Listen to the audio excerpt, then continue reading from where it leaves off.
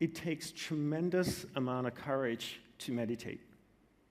And that is why most people aren't able to sustain a meditation practice. Because what is a meditation practice? Meditation practice is about you closing your eyes and going within yourself.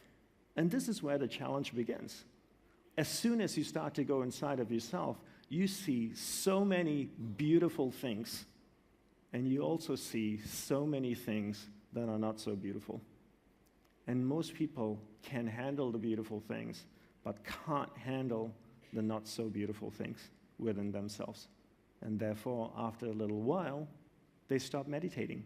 The first thing you encounter in the process of meditation is your subconscious mind. What is the subconscious mind? The subconscious mind is a storehouse of every experience you've ever encountered throughout your life, whether you are conscious of it or not conscious of it. Experiences that are stored in your subconscious with emotions attached to it. And we carry throughout our life these unresolved emotional experiences that we never deal with. I always ask people, I always tell people we spend so much time cleaning our homes, cleaning our front yards, our offices, our car. We clean our hair, if you have any, your ears, your nose, your mouth, your clothes. How much time do you actually spend cleaning your subconscious mind? When was the last time you actually cleaned out your subconscious? Probably not in a while, right? And this is an accumulation of experiences, and quite often unresolved emotional experiences over a long period of time. And that's the first thing you encounter when you start to meditate and go within yourself.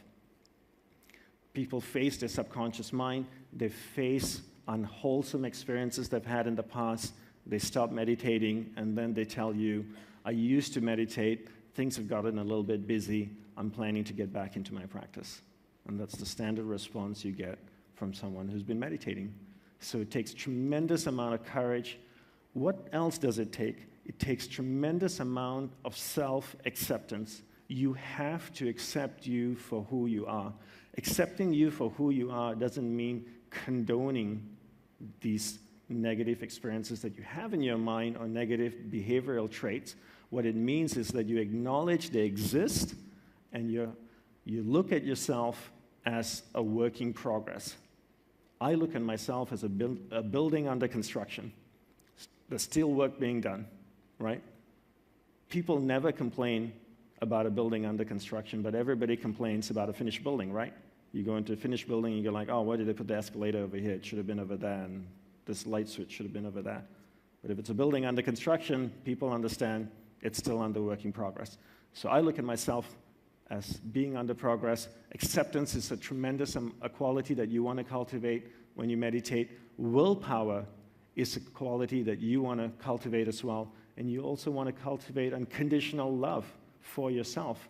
I remember traveling in Nepal a few years ago, and I had an amazing experience of watching two young boys and one young boy express self-acceptance, love, and compassion towards another boy. And I took this photo and I wanted to share it with you. And this young boy was sitting there looking after his friend, feeding him, offering him a drink, taking such good care of him. And I thought to myself, this is an amazing experience of acceptance, compassion, and unconditional love. We not only need to express this to the people outside of us, but we also need to express it to ourselves. And most people struggle practicing this with themselves. Can you accept you for who you are?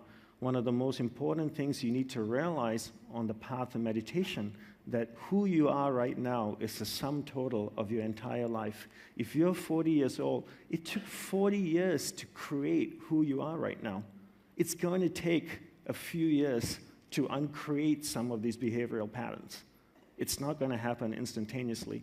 Meditation is not an instantly gratifying exercise. It's not like going to do yoga for an hour and you leave the yoga studio feeling great.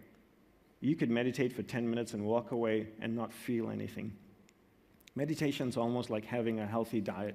You eat a bowl of salad and it doesn't really make you feel so good. But if you eat healthy every week for a few months, you might start to feel different. And meditation is the same way as well. The rewards come much later on in the practice and not at the start. So it takes tremendous amount of self-acceptance, accepting you for who you are, practicing compassion with yourself as you go within and you start to see the unwholesome areas of who you are. And it takes tremendous amount of love of yourself and saying, it's okay, this is who I am. It took so many years to create me. It's going to take a few more years to uncreate this thing. I'm a work in progress, and I'm going to keep going at it. And this is so crucial in sustaining a meditation practice. I see so many people begin meditation and then end it because they don't know what they will encounter as they go in.